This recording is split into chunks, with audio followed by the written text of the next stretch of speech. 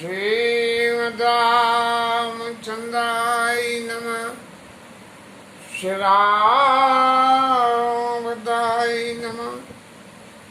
श्री सीता रामाय नमः। कल तक कथा की रिकॉर्डिंग में कुछ न कुछ ऐसा व्यवधान आ रहा था जिस व्यवधान की वजह से कथा पहले ही खत्म हो जाती थी। कथा खत्म नहीं होती थी, रिकॉर्डिंग खत्म हो जाती थी। जो भी रही परिस्थिति, कुछ माता पक्षी करी तो मिल तो गई है। कल देख भी लिया 40 मिनट तक की रिकॉर्डिंग हो रही थी। आज की पता लगे क्या है।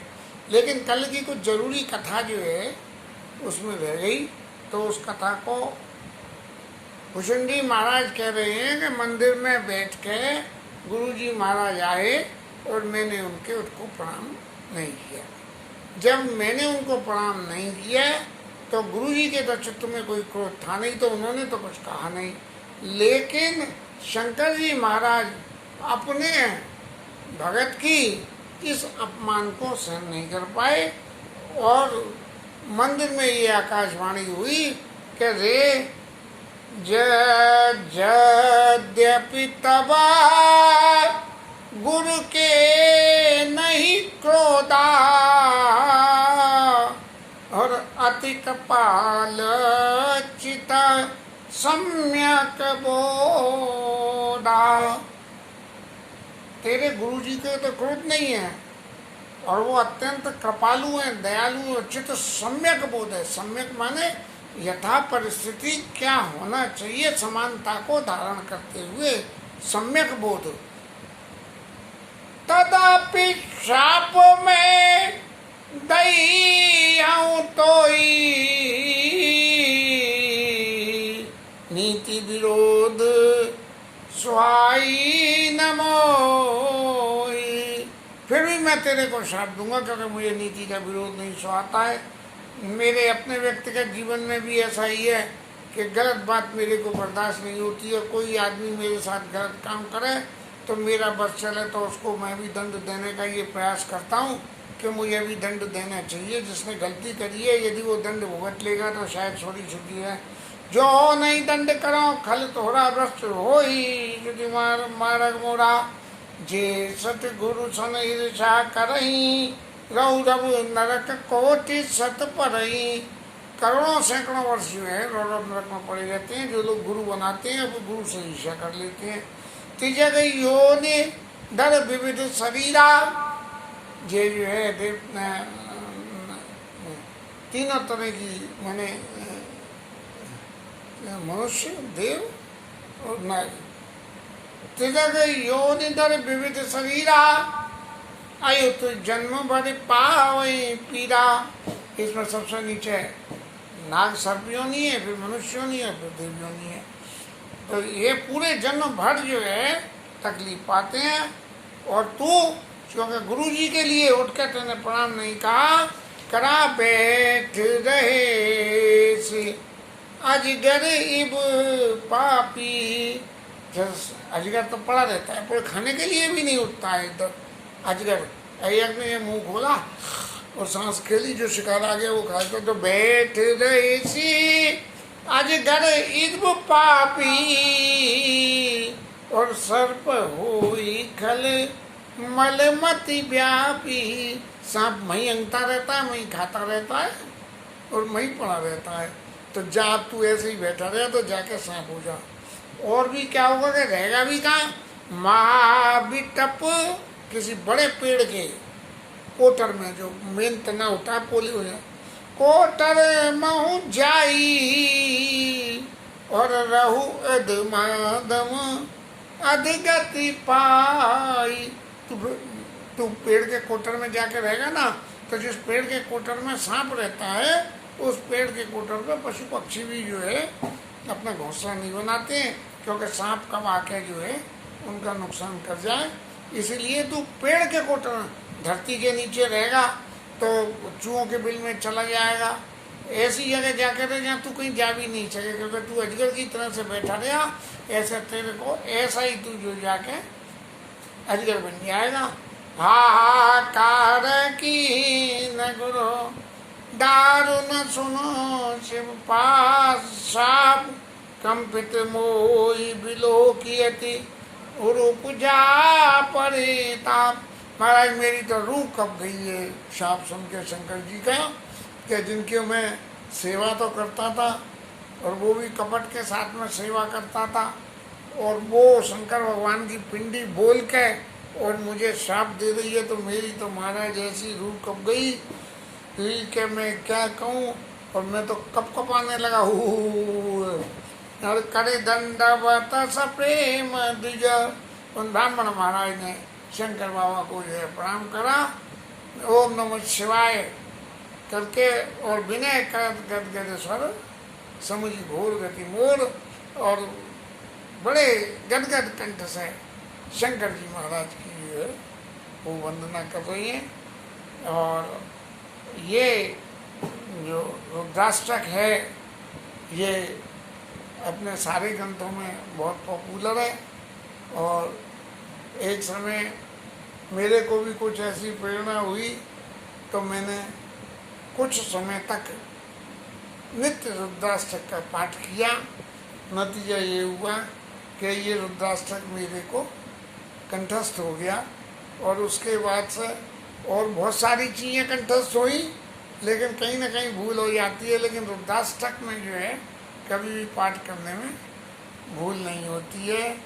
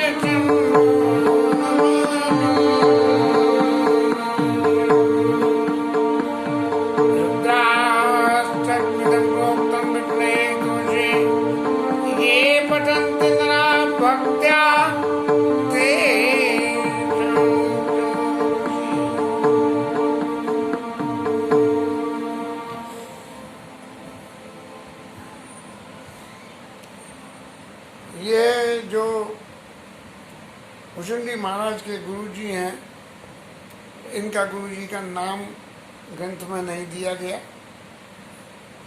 और जहाँ तक मेरे ध्यान में ये सवाल उठता है कि यह ग्रंथ में रामचरितमानस में दो ही जगह ऐसी हैं कि जहाँ एक रामचरितमानस का पात्र आया और उस पात्र का नाम नहीं दिया गया है। तो पहली बार तो भगवान राम के बनोवाद कवि अलिखित गत वेश विरागी मन क्रम वचन राम अनुरागी, एक जो है वन में भगवान के पास में एक वैरागी बाल स्वरूप व्यक्ति आए जो मन कर्म और वचन से भगवान के सेवक थे, और आके राम जी के चरणों में प्रणाम किया, सीता जी के चरणों की सिर धूल पर रखी और लक्ष्मण जी को बहुड़ लखन पायन सोई लागा। तो ऐसे करके और फिर वो जो है वो वन में चले गए हैं। महाराज हनुमान प्रसाद जी ने शायद, जहाँ तक मुझे याद पड़ती है, गीता प्रेस में अपनी टीका में लिखा है कि वो और कोई नहीं गोस्वामी जी महाराज थे। और एक किसी सज्जन से मैंने सुना कि वो हनुमान जी महाराज थे, क्योंकि भगवान की लीला के लिए वो चल रहे थे तो उनको जो है थैंक्स बोलने के लिए आए थे कि महाराज बहुत अच्छी है, अब आगे अब हम आपसे मिलेंगे और आगे की लीला शुरू होगी। तो वह ऐसे ही ये जो विप्र एक वैदिक शिव पूजा और तरी हरभजन काज नहीं दूजा, इनका भी नाम नहीं दिया गया है। अब सवाल ये है कि इनका नाम दिया क्यों नहीं दिया, जरूर कोई खास बात है। ये जो वैदिक ब्राह्मण हैं, इनका स्वरूप भगवान के किसी न किसी स्वरूप का ही अवतार है। और भगवान के किस स्वरूप का अवतार है, वो निश्चित रूप से अपने भगत की इच्छा को देखते हुए भगवान राम ने ही कोई लीला रची, और ऐसी लीला रची कि कौआ महाराज को अपने पास बुला लें और इस तरह से ये हमारी पब्लिसिटी करने के लिए सबसे बड़ा हथियार हो जाएंगे। एक हथियार शंकर जी महाराज है और दूसरा हथियार आपके जो भुषुंडी महाराज हो जाएंगे, जो सतत राम जी की कथा को इस कलिकाल में कहते रहेंगे और लोग वहाँ उसका गान सुन सुन के उद्धार करते रहेंगे। जीव मात्र का कल्याण जो है भगवान राम के गायन गुणगान प्रेम समेत गाव गुण गामई सोई भव तर कछु संशय नाही, और नाम प्रताप प्रकट कलिमाही। ऐसी स्थिति है, इसलिए भगवान राम ने अपनी लीला माया से ही अपने किसी एक अंश अवतार को विप्र एक वैदिक से पूजा करके और जो है इनके वसुंधी महाराज के लिए आशीर्वाद कराने को भेज दिया। अब जब गुरु जी ने इतनी लंबी चौड़ी रुद्राष्टक मिदम की रुद्राष्टक की वंदना करी, तो शंकर जी तो भोले बाबा आए, जरा कोई उनके मक्खन लगा दो।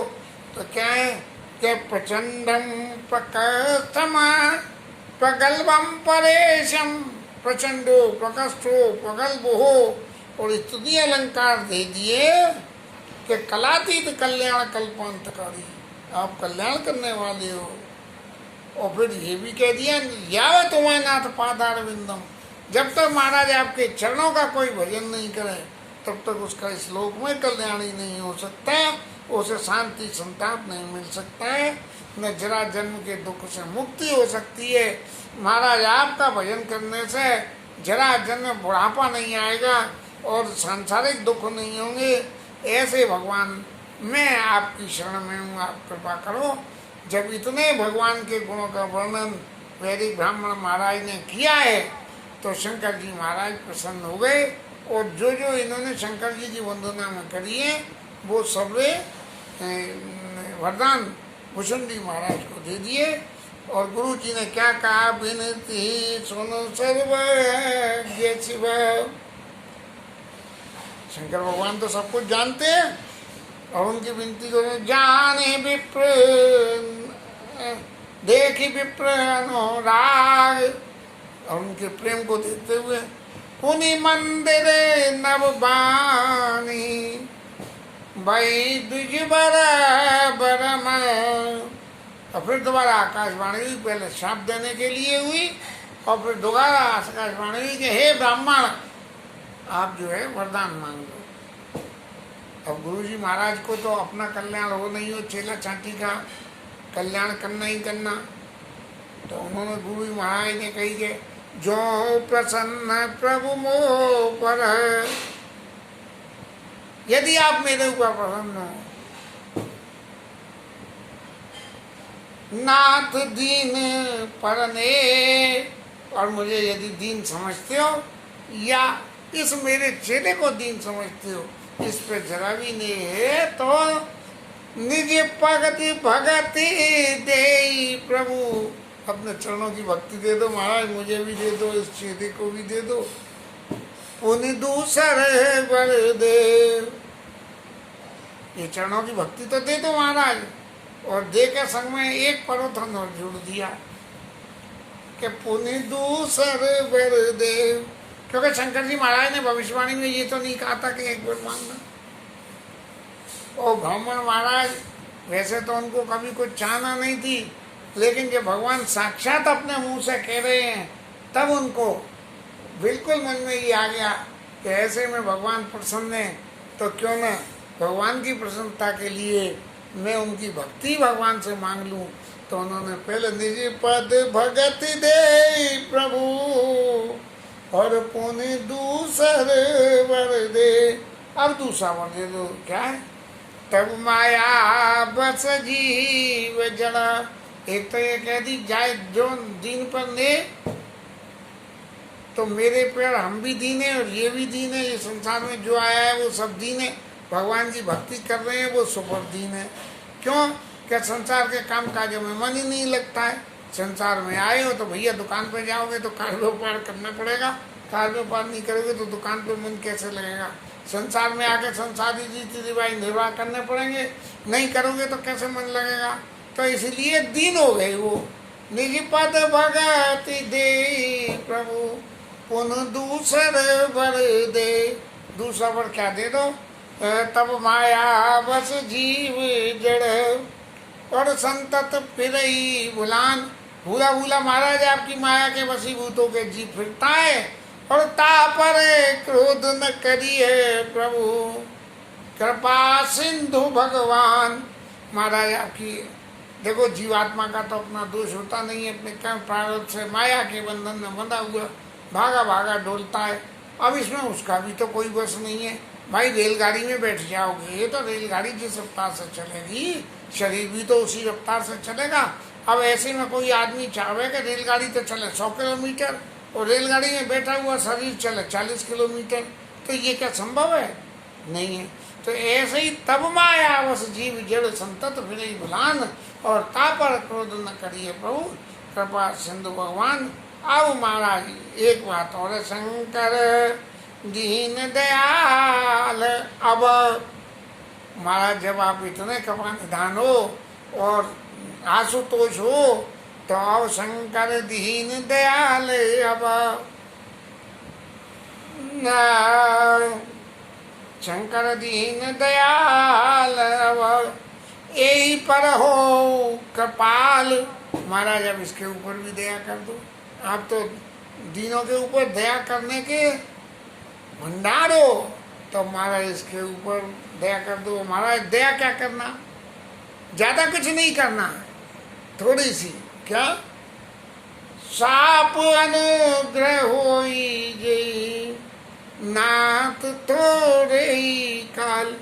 महाराज श्राप तो जरूर लगे आपका, लेकिन इस श्राप के संग में आपकी कृपा बहुत थोड़े ही समय में मिल जाए। एक सांसत कर पुनि करें फसाऊ, और नाथ प्रबुंध कर सहज स्वभाव। ऐसा कहाँ प्रसंग में आया है? भूल गए। कहीं प्रसंग में रामायण में आया कि सांसत कर पुनि करें फसाऊ, नाथ प्रबुंध कर सहज स्वभाव।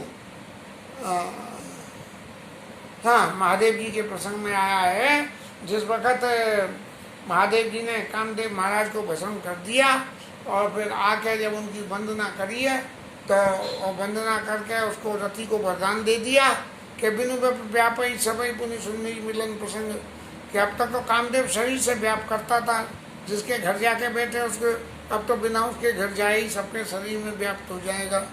तो ऐसा वरदान दे के तो ये तो बड़ा भला करा, अब तो कामदेव को कुछ काम भी नहीं करना पड़ेगा, बिना काम करे ही सब काम उसके अपने आप ही हो जाएंगे। तो कामदेव महाराज जो है बिनु व्यापी सबई पुनि सुंदरी मिलन प्रसंग, ऐसा आपने वरदान दिया। तो सांसत कर पुनि करें पसाऊ और नाथ पवन कर सही स्वभाव, ये सही स्वभाव होता है। तो इसमें महाराज अगर आपने जो है उसे भस्म कर दिया तो कोई गलती नहीं करी। पार्वती मैया ने क्या कही, जाए समीप सो अवश्य साई असमन्वत महेश की नहीं, आपने कही कि वो जो काम ज्यादा वो जी ने कपा सिंधु यथवत की ना। और पार्वती मैया कह रही है कि देवता ने सप्तऋषियों ने जाके कही कि ले अब तो काम को जला दिया, तो काम को जला दिया और आप विवाह करना चाहती हो, तो बिना विवाह के बिना काम के विवाह किस काम का, जब काम नहीं तो फिर विवाह का क्या अर्थ रहा। तो पार्वती मैया ने कह दी कि हिमगिरी निकट जाय नहीं खाऊ, जाय समीप सो अवश्य न चाहिए इसमें तो महेश की नहीं। अरे बर्फ के पास में आग के पास में बर्फ जाएगी तो पिघलेगी। ऐसी स्थिति जो है शंकर जी और कामदेव की थी, उसे जाना ही नहीं चाहिए था, गया तो पिघले बेटा। ऐसे ही ये ब्राह्मण महाराज कह रहे शंकर दीन दयाल, अब यही पर हो कृपाल और श्राप अनुग्रह हो जई नाथ थोड़े ही काल। महाराज थोड़े से समय में ही ये आपका श्राप जो है वो अनुग्रह में बदल जाए, थोड़े से ही समय में अनुग्रह में बदल जाए। अब सांप की जिंदगी तो बहुत लंबी होती है, इसलिए महाराज एक काम और करना। अब तो ब्राह्मण महाराज को जब लगा कि महादेव जी इतनी बात पे कुछ उन्होंने ऐसा नहीं कहा कि बस देवता बस आपकी मैंने कपालशीलता देख ली और बस और कुछ नहीं कहना, तो महाराज ब्राह्मण देवता ने फिर कहना शुरू कर दिया, एक कर होई परम कल्याणा और सोई करऊ अब कृपा निधाना। महाराज इसका आपने साप दे दिया, सांप को ये भोग लेगा, थोड़े ही साल में इसके ऊपर में जो है कृपा करके अनुग्रह कर देना। और ऐसा करना कि ये श्राप तो भोगे लेकिन श्राप भोगने के बाद इसका कल्याण हो। भगवान जब भी इस जीव को श्राप देते हैं तो श्राप के संग में कल्याण की भाषा भी एक जोड़ देते हैं कि इसको फिर उसके बाद में जन्म बंधन के फिर इसे मुक्त हो जाता है। सब रावण देख लो, हिरण्याक्ष, हिरण्यकश्यप, जितने भी राक्षस हुए और जिन सबका भी भगवान ने उद्धार करा है उनका सबका परम कल्याण हुआ है। ऐसे ही भुषुंडी महाराज का परम कल्याण हो गया कि जिनका तासु नाथ कल्पांत न हुई, चाहे कितने ही कल्प खत्म हो जाए, भुषुंडी महाराज अपनी जगह से बने रहते हैं। और विप्र गिरास होने पर हित खानी एवं मस्त इत भई नववानी। शंकर जी महाराज ने कहा कि ब्राह्मण देवता आपने जो वरदान मांगा एवं मस्तु, मैं वो वरदान आपको दे देता हूँ। और फिर शंकर जी कहते हैं कि महाराज इसने तो बहुत बड़ा पाप किया है और मैंने भी क्रोध करके बहुत कड़वा शाप दे दिया इन्हें, तदपि तुम्हारी शीलता देखी और यही पर करियों कृपा विशेषी। लेकिन महाराज ये आपकी शीलता को देखे आपने कही है तो मैं इसके ऊपर कृपा करूँगा। ना क्षमाशील जे पर उपकारी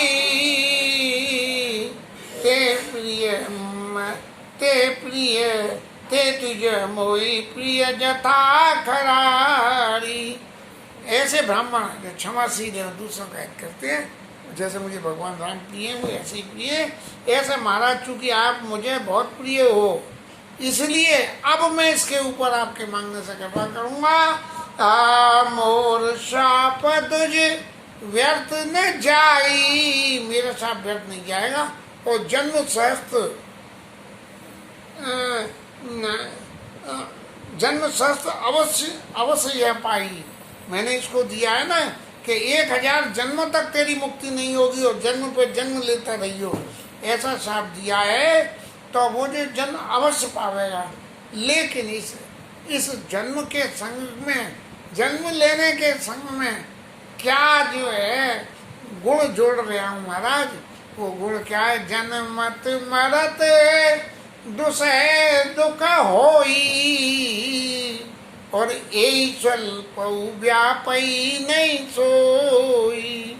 जन्म लेने में और मरने में दूसरा दुख होता है, लेकिन इसे जरा भी नहीं व्यापेगा। ये मेरा आशीर्वाद है इसको। और दूसरी बात क्या होगी कि जन्मेगा तो मरेगा, लेकिन कब नेउ जतन मिटई नहीं ज्ञाना, और सुनई शूद्र मम वचन पवाना। अरे शूद्र, मेरे वचनों को सुन, किसी भी जन्म में तेरा ज्ञान नहीं मिटेगा, क्योंकि तेने ज्ञानी व्यक्ति का संग किया है, इसलिए तेरा ज्ञान कभी नहीं मिटेगा। रघुपति पुरी जन्म तब भयऊ, अयोध्या में तेरा जन्म हुआ और मेरी सेवा में तेने अपना मन लगाया। पुण्य ते मम सेवा मन दयऊ, तो क्या होगा कि पूरी प्रभाव, अवधपुरी में जन्म लेने के प्रभाव से अनुग्रह मोरे, और मेरी कृपा से तेरे को सबसे बड़ा वरदान जो मिलने वाला है वो राम भगति बस आई उर तोरे। तेरे हृदय में भगवान राम की भक्ति बस जाएगी। अब 1000 जन्म तक भगवान की भक्ति हृदय में बसे और जन्म दर बिना मृत्यु और जन्म के दुख पाए हुए इस जीव को इस तरह का वरदान मिलना, क्या ये छोटी मोटी बात है? और क्या ये संभवता दिखती है? संभव हो या नहीं हो, लेकिन ये शंकर जी महाराज का वरदान है, इसलिए इसमें संशय करने की कोई गुंजाइश है नहीं। सुनी मम वचन सत्य अब भाई। अब मेरी एक बात और मंत्र की सुन ले, ये मिल जाए फिर कहीं तुझे दोबारा अभिमान हो जाए और फिर तू उदम करने लगे। हरितोषण व्रत द्विज सेवकाई। यदि भगवान को संतोष करना है तो ब्राह्मणों का संतोष करके रखो, ब्राह्मणों को असंतुष्ट कभी मत रखो। अब मेरे से कोई कहे कि आजकल भैया ब्राह्मण को, तो ब्राह्मण तो है ही नहीं, सब लोग व्यापारी हैं। ब्राह्मण कहाँ है?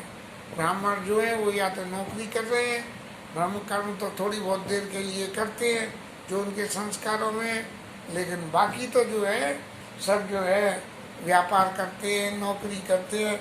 और यहाँ तक जो कर्मकांडी हैं वो कर्मकांड कराने जाते हैं, वहाँ भी उनकी इच्छा व्यापार की रहती है कि ज़्यादा से ज़्यादा मिले। जन से करे से विप्र अपमाना, ब्राह्मण का कभी अपमान मत करना। और जाने से विप्र अनंत समान, भगवान के बराबर ब्राह्मणों को समझ लेना। इन कुलिस मम शूल कपाला, मेरे त्रिशूल से और इंद्र के वज्र से भी जो, और काल के दंड चक्र से भी जो नहीं मरता है, वो क्या होता है? सो इन कर मारा नहीं मरई, और विप्र द्रोह पातक सो जरई, जो इनके मारने से भी नहीं मरे। कि इंद्र के वज्र से, मेरे त्रिशूल से और काल के दंड से, ये सबसे बड़ी चीजें हैं कि जो किसी को जीवित नहीं छोड़ सकती हैं।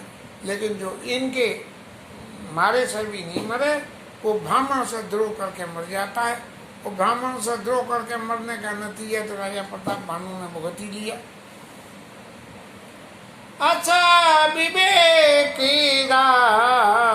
कहू मन माई, तुम काज दुर्लभ कछु नाई। हे क्या कहना चाहिए, हे गुरु जी के चेला जी, अब वो जो है शुद्ध बात तो खत्म हो गई, शुद्ध तो पवित्र हो गए। तो हे पवित्र गुरु के पवित्र चेला जी, अपने मन में इस विवेक को धारण करके रखना, कभी इसे भूलना मती। क्या कि तुम का जग कछु दुर्लभ नहीं, जग में कुछ भी दुर्लभ नहीं होगा, लेकिन इसका दुरुपयोग मत करना। कि दुर्लभ तो नहीं है तो चाहे जिसका बुरा करने लगो, नहीं, सबका सिर्फ भलाई भला भलाई भला भलाई भलाई करना।